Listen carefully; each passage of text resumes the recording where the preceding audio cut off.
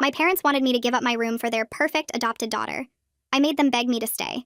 So I'd been living at home after college, paying rent and helping with bills while I saved up for my own place. My parents were always cool about it since I covered a third of the mortgage and did all the yard work. We had this routine where I'd cook dinner 3 nights a week, they'd handle the rest, and weekends we'd order takeout and watch movies together. It was actually pretty great until my aunt died in a car accident and my parents decided to adopt my 16-year-old cousin Gabriella. At first I was all for it because Gabriella needed family, and I figured having another person around would be fun.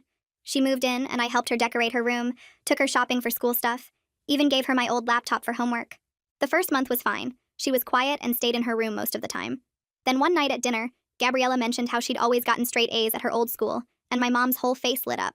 See, I was never the academic type, got mostly B's and C's, went to state school, nothing special. But I had a decent job at a marketing firm and was doing all right. After that dinner, my mom started comparing everything. Gabriella helped with dishes without being asked while I apparently never did anything. Gabriella was studying for her SATs while I wasted time playing games after work. Gabriella wanted to be a doctor while I was just doing marketing. My dad jumped on the train too, talking about how Gabriella was going places and how proud they were to have such an ambitious daughter. One morning, Gabriella made breakfast for everyone, and my mom literally said it was nice to finally have a daughter who could cook. I'd been cooking for them 3 nights a week for 2 years. Then came the big conversation. My parents sat me down and said they thought it would be best if I found my own place. They said Gabriella needed stability, and having me there was confusing for her adjustment. They gave me 30 days to move out. My mom said Gabriella needed my room since it was bigger and she had so much studying to do. They actually thought I'd just accept this and leave quietly. I asked them about the rent I'd been paying, and they said that was just helping family, not real rent, so I wasn't a tenant. They said they'd help me find an apartment and even offered to cover my security deposit. Like that made it better. I went to work the next day and told my boss I needed to work from home for a family emergency. She was cool about it since I'd been there 3 years and never asked for anything. Then I started my plan. First, I stopped paying for anything. When the internet bill came due, I let it lapse. My parents asked why the Wi-Fi wasn't working, and I said I forgot to pay it since I was so busy looking for apartments. Gabriella couldn't do her homework, and my parents had to use their phone hotspots. Then the streaming services started shutting off one by one. Netflix, Hulu, Disney+, all gone. My mom asked why, and I said I was cutting expenses to save for moving. Gabriella complained she couldn't watch her shows. Too bad. I stopped cooking dinner completely. When my mom asked what we were eating on my nights, I said I already ate at work since I wasn't really family anymore. I also stopped buying groceries. The fridge started looking pretty empty since my parents only shopped for themselves, and apparently forgot I used to buy half the food. Gabriella started complaining about not having her favorite snacks. Then I got really petty. I started taking 4-hour showers right when Gabriella needed to get ready for school. I'd play music until 2 a.m. on weeknights when Gabriella had tests. I'd take work calls in the living room during her study time. My parents kept asking me to be considerate, and I'd remind them I was leaving soon anyway, so what did it matter? 2 weeks in, my parents were stressed. Gabriella was cranky from lack of sleep and bad internet. She started snapping at them about the food situation and how the house was chaos. She actually told my mom that maybe they should have thought things through before kicking me out. My mom tried to explain I wasn't kicked out, just encouraged to move on. Gabriella laughed and said that was the same thing. Then the mortgage payment came. My parents realized they'd budgeted with my rent money included. Without it, things were tight. Really tight. My dad asked if I could cover 1 more month while they figured things out.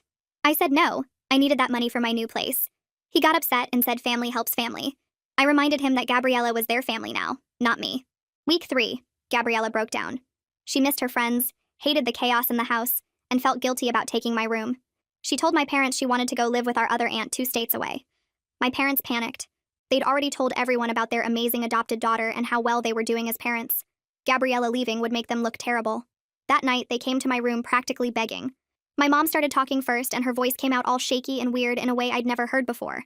She kept wringing her hands together and wouldn't look me in the eye while she said they'd made a huge mistake. She went on about how they didn't realize how much I actually did around the house until everything started falling apart without me. The Wi-Fi being gone, no food in the fridge, nobody cooking dinner, all of it hit them at once. Dad jumped in before she could finish and said they got so focused on helping Gabriella adjust that they completely missed how their treatment was pushing me away. He actually admitted they got caught up in Gabriella's achievements because it felt good to have a daughter who fit their expectations. He said he knew that was wrong and unfair to me. I noticed Gabriella standing in the doorway behind them looking absolutely miserable with her arms wrapped around herself. She said this whole situation was her fault for moving in and messing everything up.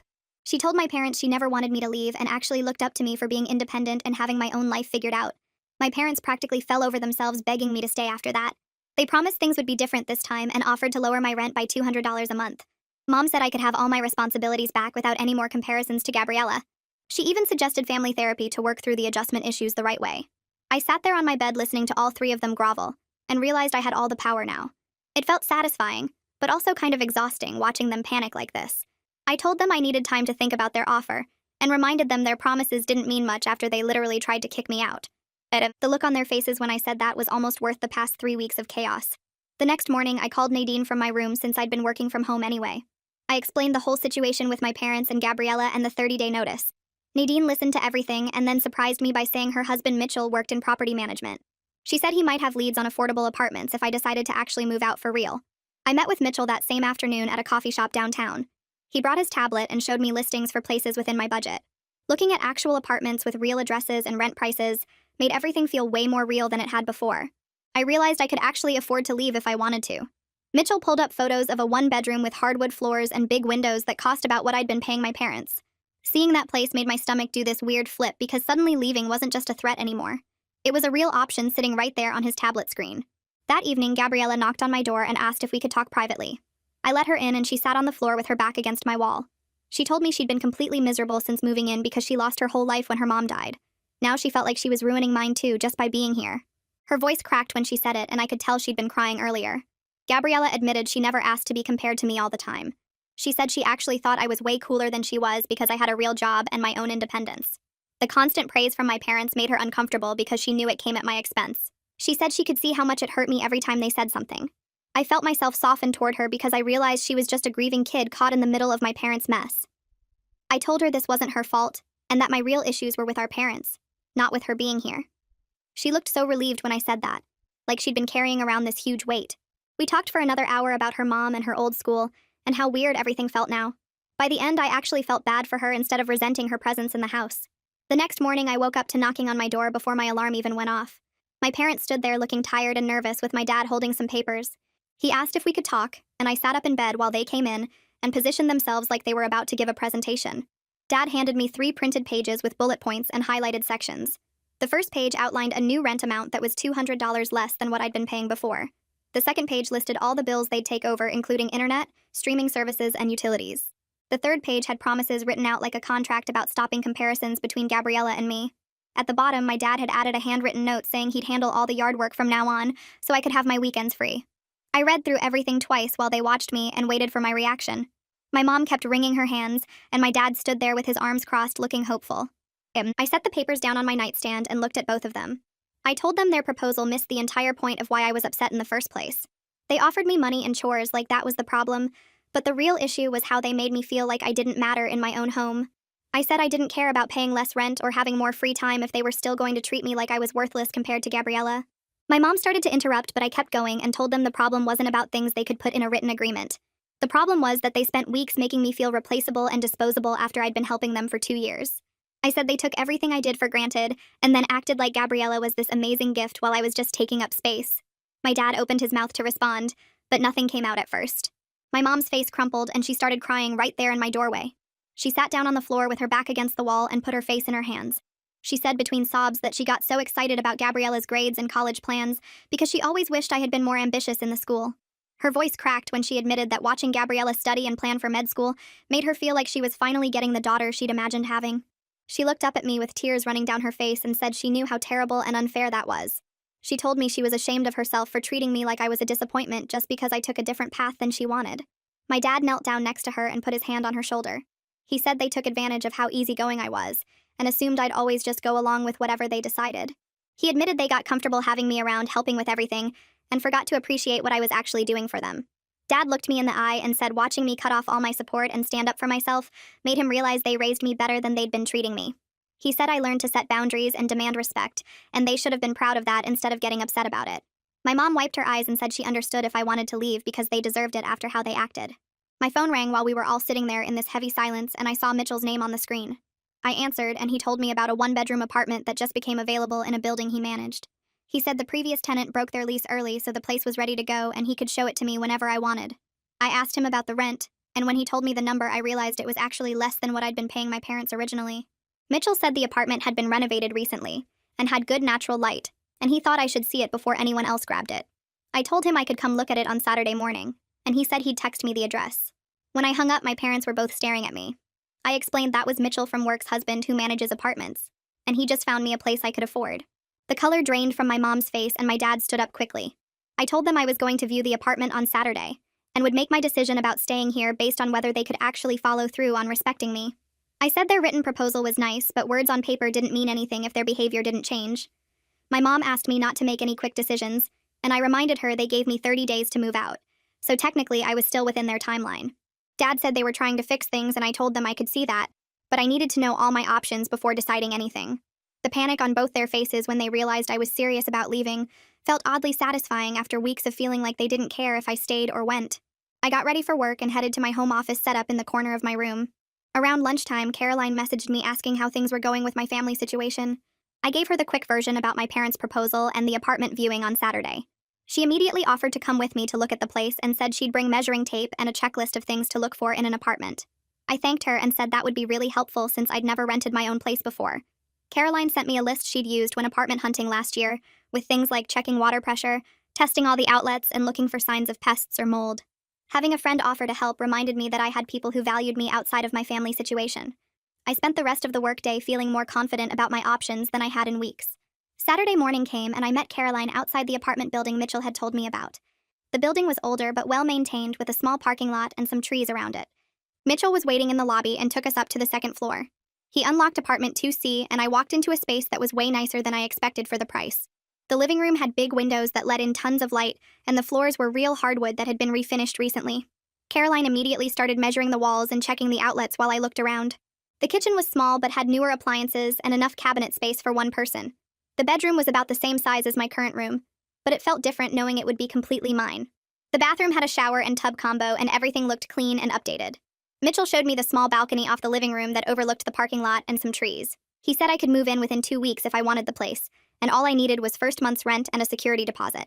The landlord would run a credit check, but Mitchell said my job history and income would easily qualify me. I stood on that little balcony looking out at the trees and realized the choice was suddenly very real and immediate.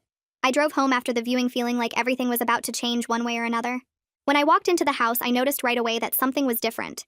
The whole place was clean in a way it hadn't been in weeks. The living room was vacuumed and dusted.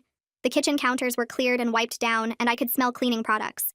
I opened the fridge and found it fully stocked with groceries, including all my favorite snacks and drinks that had been missing for weeks. The internet router was blinking green instead of dark, and when I checked my phone, the Wi-Fi was working again. Gabriella's door was closed, and I could hear quiet music playing instead of her usual habit of taking over the common areas. My parents were in the kitchen and looked up when I came in. Neither of them asked how the apartment viewing went, and I didn't volunteer the information. The house felt different, like everyone was walking on eggshells waiting to see what I would decide. Later that evening, my mom knocked on my door and asked if she could give me something. She handed me several pieces of notebook paper covered in her handwriting front and back. She said she spent the last 2 days writing down every hurtful comparison she'd made and thinking about all the ways I'd contributed to the household over the past 2 years. I sat on my bed and read through page after page of specific apologies. She apologized for saying it was nice to finally have a daughter who could cook when I'd been cooking 3 nights a week for 2 years. She acknowledged that I paid a third of the mortgage consistently and never complained about it. She listed out all the yard work I did every weekend and admitted she never thanked me for it. She wrote about how I helped Gabriella get settled when she first moved in and gave her my laptop without being asked. Each apology was detailed and specific enough that I could tell she actually thought about her behavior instead of just panicking about losing my rent money. At the bottom of the last page, she wrote that she understood if I chose to leave and that she'd support whatever decision I made. I folded the papers and set them on my nightstand next to the proposal my dad had written. My mom stood in the doorway waiting, and I told her I needed more time to think about everything. She nodded and left without pushing for an answer. I spent the next hour sitting on my bed rereading my mom's apology pages and looking at my dad's proposal until the words started blurring together. Around 9 that night, I heard a soft knock and my dad came in carrying his laptop. He sat down at my desk without asking and opened up a spreadsheet that had rows and rows of numbers. He pointed to the mortgage line and showed me they were short about $800 every month without my rent contribution. He scrolled down to show me where they'd have to cut cable, reduce grocery spending, maybe refinance the house at a worse interest rate if I left. He wasn't asking me to stay because of the money, he said, but he wanted me to understand the real situation they were facing. He admitted they'd gotten comfortable with my contributions and hadn't planned for losing that income when they pushed me out. I looked at the numbers and saw how tight things actually were, how my rent had been covering more than just a third of the mortgage when you factored in utilities and food. My dad closed the laptop and told me whatever I decided, they'd figure it out. But he wanted to be honest about where they stood financially. After he left, I pulled out my own budget spreadsheet and compared the apartment costs to what I was paying here. The apartment would cost me about $200 more per month, even with the security deposit my parents offered to cover. The next afternoon, Gabriella knocked on my door holding her laptop and asked if I could help her with a college application essay about dealing with loss and change. She said the prompt asked about a challenge she'd overcome, and she didn't know how to write about her mom dying without sounding like she was asking for pity. We sat on my bed and I read through her rough draft, which was full of generic statements about grief and moving forward. I asked her what she actually felt when her mom died, and she started crying, talking about how she missed stupid things like her mom's terrible singing in the car and the way she'd always burn toast.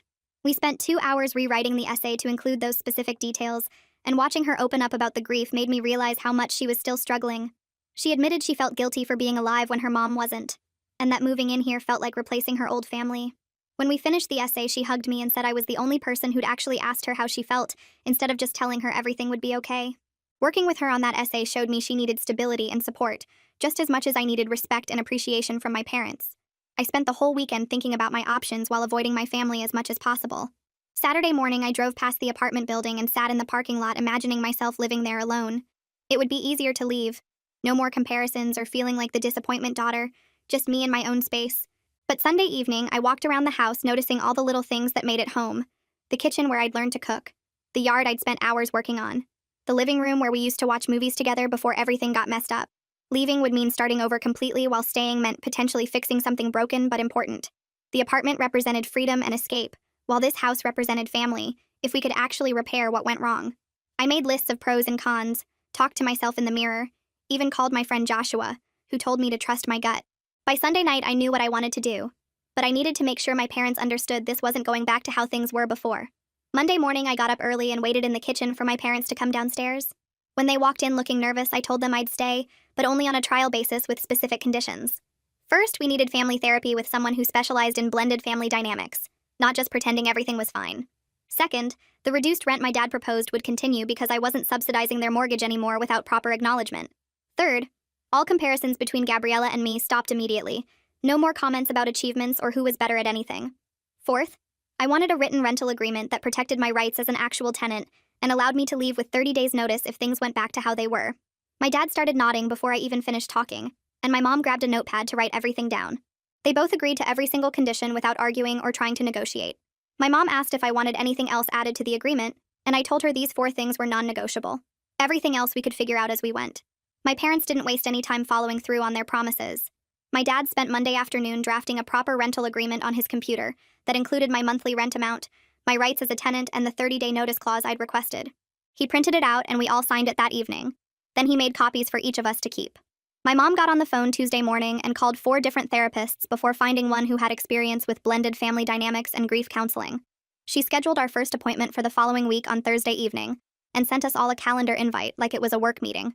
Watching them take immediate action instead of just making promises felt different from all the times before when they'd say things would change, but nothing actually did. Gabriella came home from the school Tuesday and saw the signed rental agreement on the kitchen counter, then looked at me and mouthed, "Thank you," when my parents weren't watching. Thursday evening, we all drove to the therapist's office in awkward silence, nobody knowing what to say or how this was supposed to work. The waiting room had uncomfortable chairs and magazines from 6 months ago that nobody actually read. The therapist called us back and introduced herself without any of us making eye contact with each other. She had us sit in a circle and started by asking each person to describe what brought us to therapy, which made everyone shift in their seats and look at the floor. My mom went first and talked about adopting Gabriella and wanting to help her adjust, but somehow making everything worse. My dad admitted he'd gotten caught up in Gabriella's achievements and stopped appreciating what I contributed. Gabriella said quietly that she felt guilty for causing problems and missed her mom. When it was my turn, I explained how the comparisons and being kicked out of my room made me feel worthless and replaceable. The therapist listened to everything without interrupting, then said something that made my parents go completely still. She told them their grief over losing my aunt had led them to overcompensate with Gabriella while taking me for granted because I seemed stable and independent. She pointed out how they'd put Gabriella on a pedestal, which created pressure for her and resentment from me, when what everyone actually needed was to be treated like normal family members. She gave us homework about expressing appreciation for specific things and setting healthy boundaries around personal space and expectations. The session lasted an hour, and by the end, everyone looked exhausted but somehow lighter. The next week, Gabriella showed up in the kitchen on my cooking night and asked if she could help instead of just watching. I handed her a knife and told her to chop vegetables while I started the sauce for pasta. We worked side by side without talking much at first, just falling into a rhythm of cooking together. She turned out to be genuinely helpful in the kitchen, anticipating what I needed next and keeping the workspace clean as we went. While the pasta boiled, we talked about her day at the school and my project at work. Normal conversation without any tension or competition. When dinner was ready, my mom complimented the meal without mentioning anything about Gabriella's contribution or comparing it to previous dinners. We started cooking together every time it was my night, and developed this easy routine of working side by side, talking about random stuff while we chopped and stirred. Gabriella admitted one night that she actually liked cooking because it reminded her of helping her mom in the kitchen before the accident. My parents started making visible efforts to acknowledge the things I did around the house without being asked or prompted. My dad came outside Saturday morning while I was mowing the lawn, and thanked me for keeping the yard looking good all these months. My mom complimented a meal I made on Tuesday without adding anything about Gabriella, or how nice it was to finally have whatever. The changes felt small and tentative, but genuine in a way their previous compliments never had. Gabriella noticed too and told me privately that our parents seemed different, less stressed and more present. One evening my dad asked if I needed help with anything and actually waited for an answer instead of just assuming I had everything handled. My mom stopped hovering over Gabriella's homework and gave her space to figure things out on her own. These weren't huge dramatic changes, but consistent small shifts in how everyone interacted with each other. Saturday afternoon, I took Gabriella to the mall to shop for clothes that actually reflected her style instead of what she thought would impress my parents. She'd been wearing a lot of preppy button-up shirts and khakis that looked uncomfortable and stiff. We went through stores trying on different things until she found jeans and band t-shirts that made her smile when she looked in the mirror. While we were in the dressing room, she opened up about feeling pressure to be perfect to justify my parents taking her in after her mom died. She said she thought if she wasn't exceptional at everything, they'd regret adopting her and send her away. I told her that kind of pressure wasn't fair to put on herself, and that my parents should love her for who she was, not what she achieved. She tried on a leather jacket that looked nothing like her previous outfits, and asked if I thought my parents would approve. I told her to stop worrying about their approval, and wear what made her feel like herself. We bought the jacket along with several other pieces that reflected her actual personality, instead of some imaginary perfect daughter persona. Thursday evening we went back to therapy for our second session, and everyone seemed less tense than the first time. The therapist asked how the homework went, and my parents gave specific examples of appreciation they'd expressed during the week. Then she turned to Gabriella and asked how she was adjusting to the changes in family dynamics. Gabriella sat quietly for a minute before admitting she'd been afraid to show any weakness or normal teenage behavior because she didn't want to seem ungrateful for being taken in. She said she felt like she had to earn her place in the family by being perfect at everything, which made her anxious and exhausted all the time. The therapist looked at my parents and explained how their excessive praise had actually created more pressure instead of providing support. She told them Gabriella needed permission to be a regular teenager who sometimes got B's on tests and didn't want to study on Friday nights. My mom started crying and apologized to Gabriella for making her feel like she had to be perfect. My dad admitted they'd been so focused on Gabriella's achievements because it made them feel like good parents after everything she'd been through. The therapist gave us new homework about allowing imperfection and celebrating effort over results. Over the next couple weeks, my parents actually followed through on the homework from therapy. My mom stopped hovering over Gabriella when she did homework and let her figure things out without constant checking.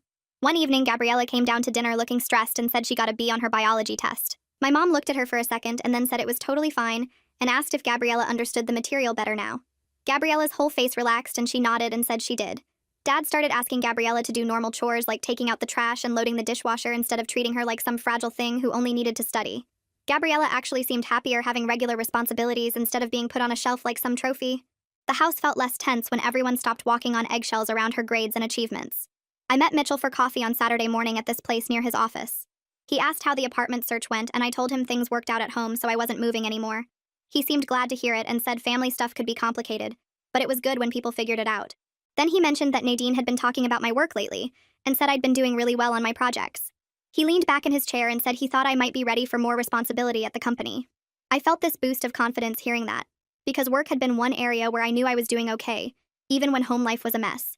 Mitchell said Nadine would probably want to talk to me soon about some opportunities, and I should be ready for that conversation. Monday morning, Nadine called me into her office right after I got to work. She had my file open on her desk and told me to sit down.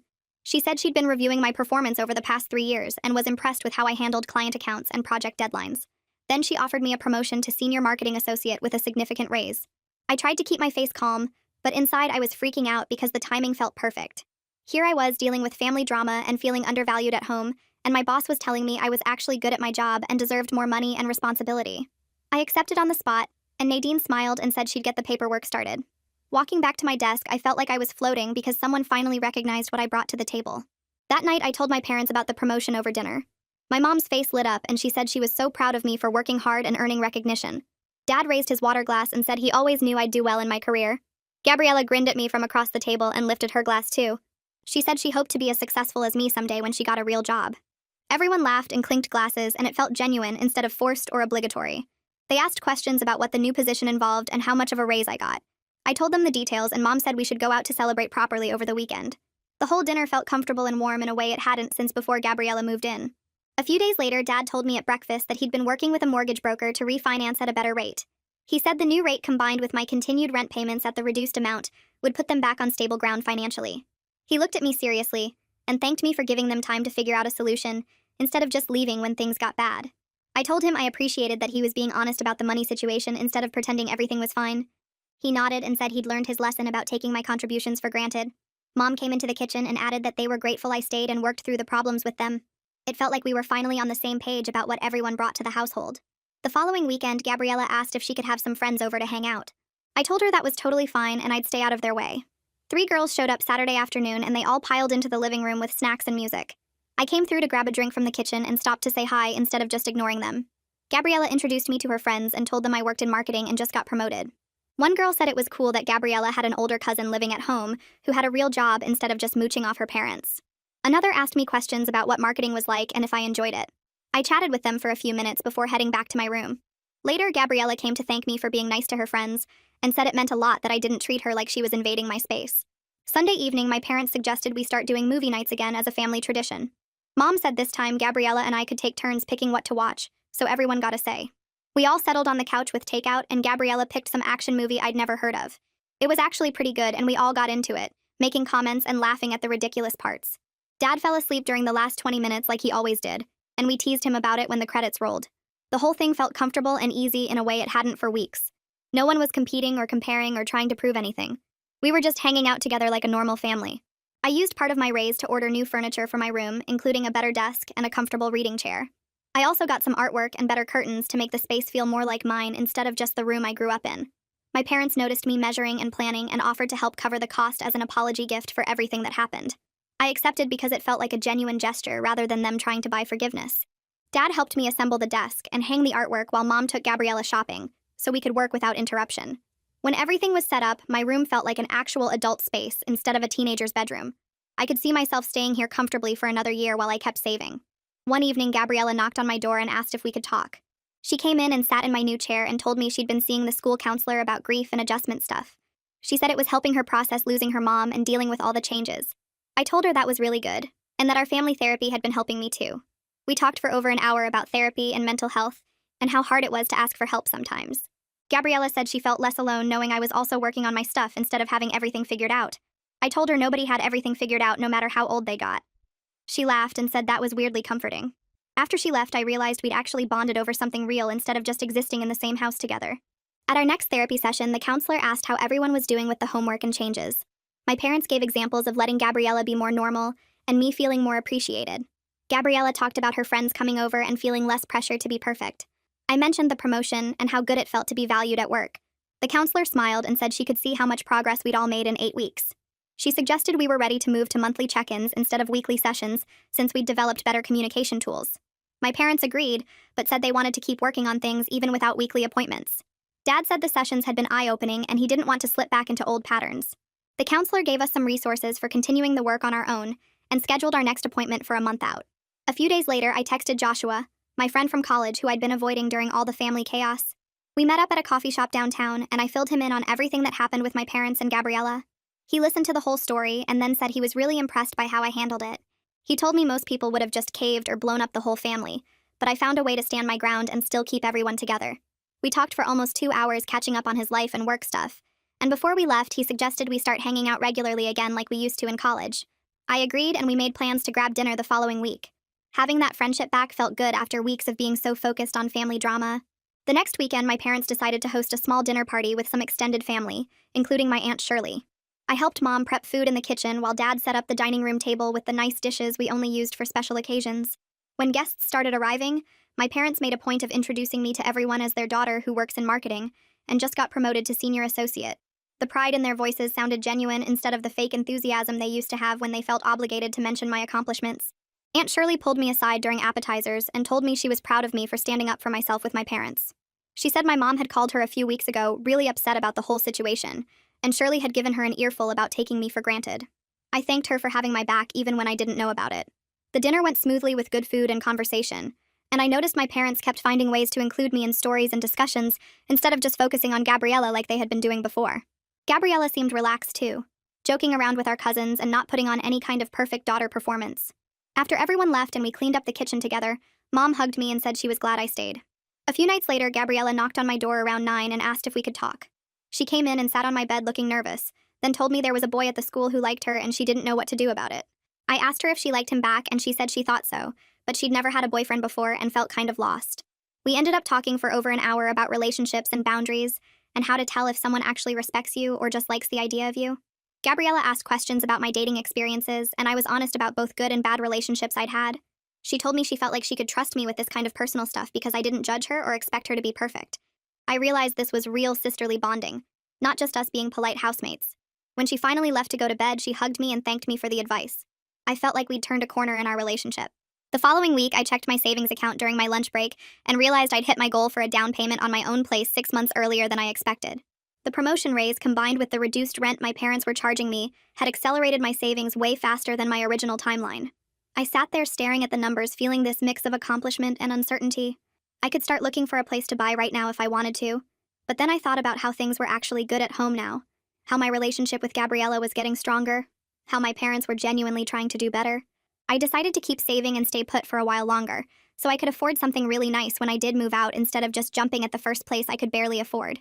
That evening, my parents asked if I had a few minutes to talk, and I felt that familiar anxiety spike, wondering what they wanted now. But Dad pulled out a folder with paperwork and explained they wanted to make my rental arrangement permanent with an actual lease agreement.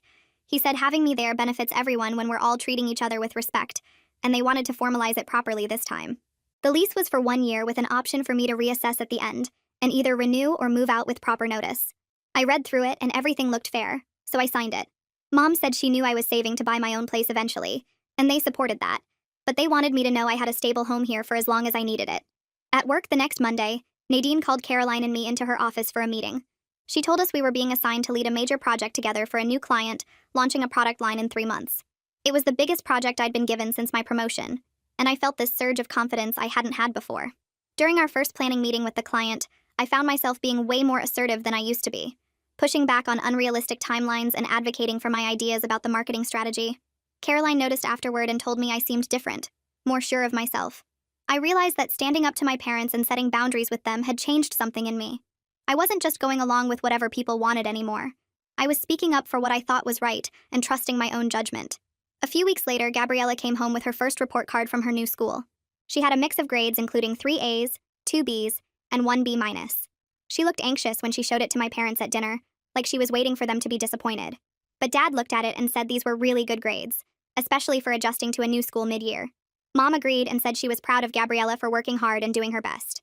Gabriella's whole face relaxed and she smiled.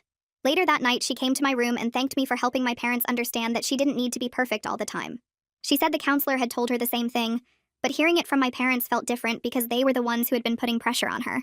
I told her she deserved to just be a normal teenager without carrying the weight of everyone's expectations. The next weekend, I took Gabriella on a road trip to visit a few colleges within a few hours of home. We toured 3 campuses over 2 days, looking at dorms and classrooms and talking to students about their experiences. During the drive between schools, Gabriella opened up about her future plans. She said she'd been thinking a lot about what she actually wanted to do with her life, instead of just what sounded impressive. She admitted she wasn't sure she wanted to be a doctor anymore, and might want to study education instead, because she really liked helping younger kids with their homework and seeing things click for them. I told her that was a great reason to choose a career, and way better than just picking something because it sounded prestigious. We talked about how she could choose a path that made her happy, rather than one that would make other people proud. By the time we got home Sunday night, we'd covered so much ground both literally and figuratively. On a random Tuesday evening a few weeks later, my parents asked me to sit down with them after dinner. I felt that old nervousness again, but Dad was smiling, so I figured it wasn't bad news. He said they wanted to acknowledge that it had been exactly 4 months since the night they came to my room begging me to stay. Mom said they'd been thinking about that night a lot, and how badly they'd messed up before it got to that point. Dad made this joke about how it was the worst decision they almost made because it forced them to actually appreciate what they had, instead of taking me for granted. We all laughed and Mom got a little teary. She said she was grateful I gave them a second chance to be better parents. I told them I was glad things worked out too. The following Saturday, Joshua invited me to meet up with some of his friends at a bar downtown. I almost said no out of habit because I'd been so focused on work and family stuff, but then I realized I needed to actually have a social life outside of those 2 things. I met Joshua and 4 of his friends, and we spent the evening playing pool and talking about everything from work drama to terrible dating stories. His friends were cool and easy to talk with, and by the end of the night, we'd exchanged numbers and made plans to do trivia night the next week. Driving home, I felt this sense of balance I hadn't had in a long time. I had my family relationships in a good place, my career moving forward, and now I was building friendships and activities that were just for me. Living at home felt like a choice I was making rather than something I was stuck with, and that made all the difference.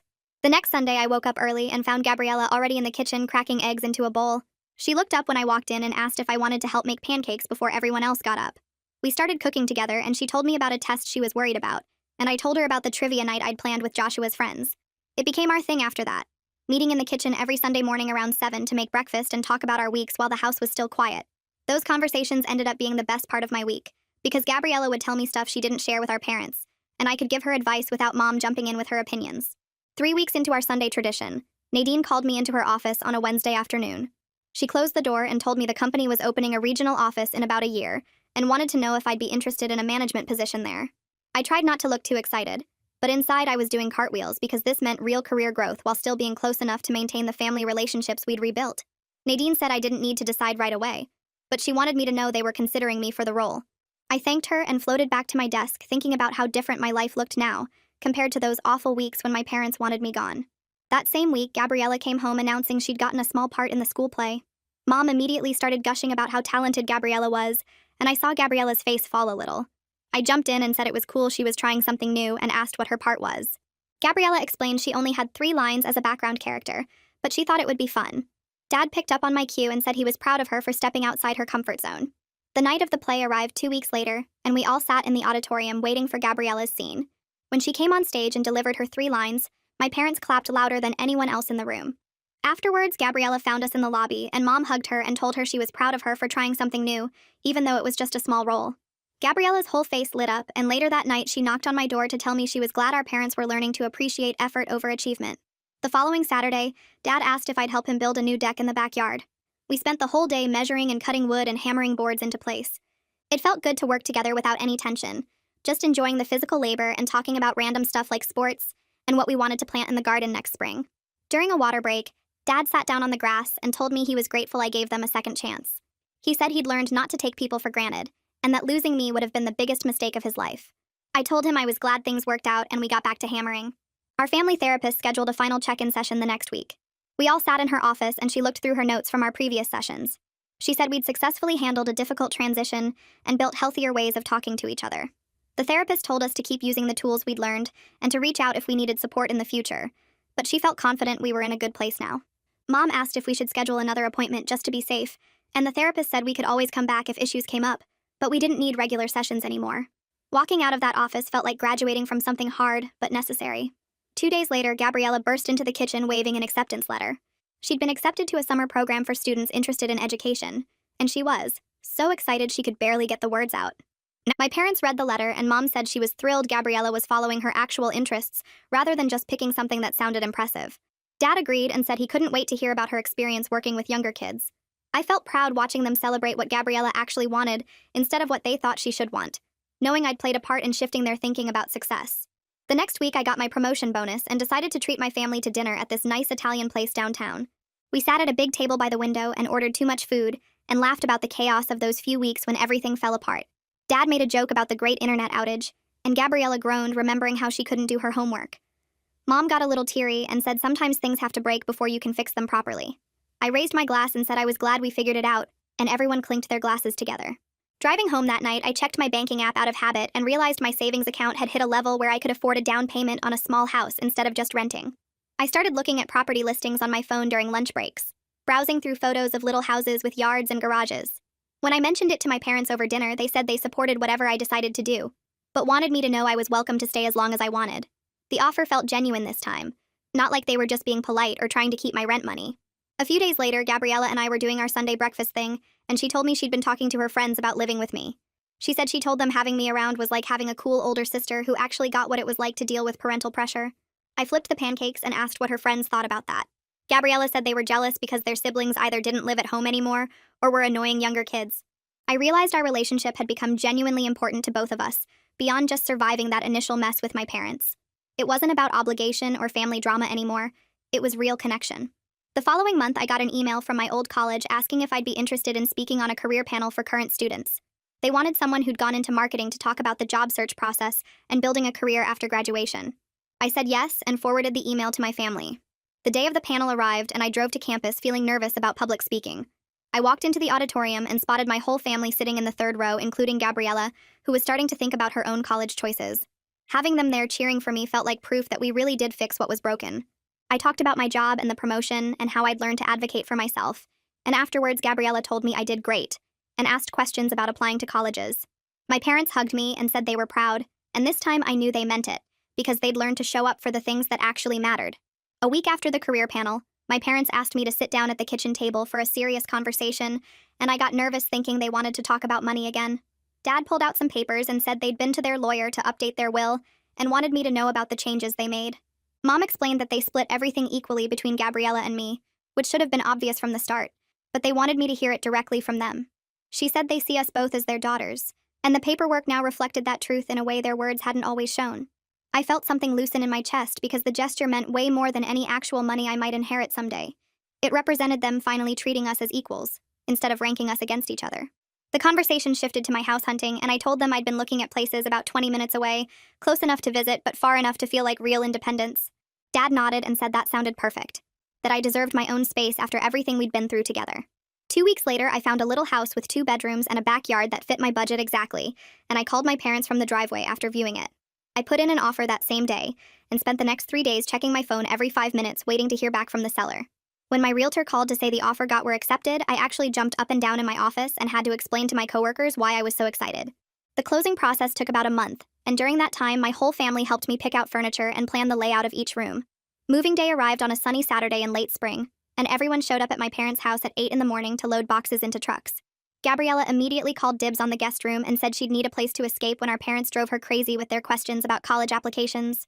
We hauled furniture and boxes for hours, my dad directing traffic while my mom unpacked kitchen stuff, and Gabriella arranged books on shelves. By evening, we were exhausted and sweaty, so we ordered 3 large pizzas and sat on my new living room floor eating straight from the boxes. Mom suggested we christen the place with a movie night, and everyone agreed. So we pulled up cushions and blankets and watched some comedy while making plans for the next family dinner at my place. 3 months into owning the house, I was standing in my kitchen on a Sunday morning making pancakes for Gabriella, who'd spent the night after a fight with our parents about curfew. She sat at my counter complaining about how they treated her like a baby, and I flipped the pancakes thinking about how far we'd all come from that night when my parents begged me to stay. I got everything I actually wanted without even realizing it was possible. A family that respects me and shows up for the important stuff. A home that's completely mine with a mortgage I can afford, and a relationship with Gabriella built on genuine connection instead of competition or obligation. It happened because I finally stood up for myself when they pushed me too far. And they finally listened instead of dismissing what I needed, and now we had something better than what we started with because we'd all learned how to treat each other right.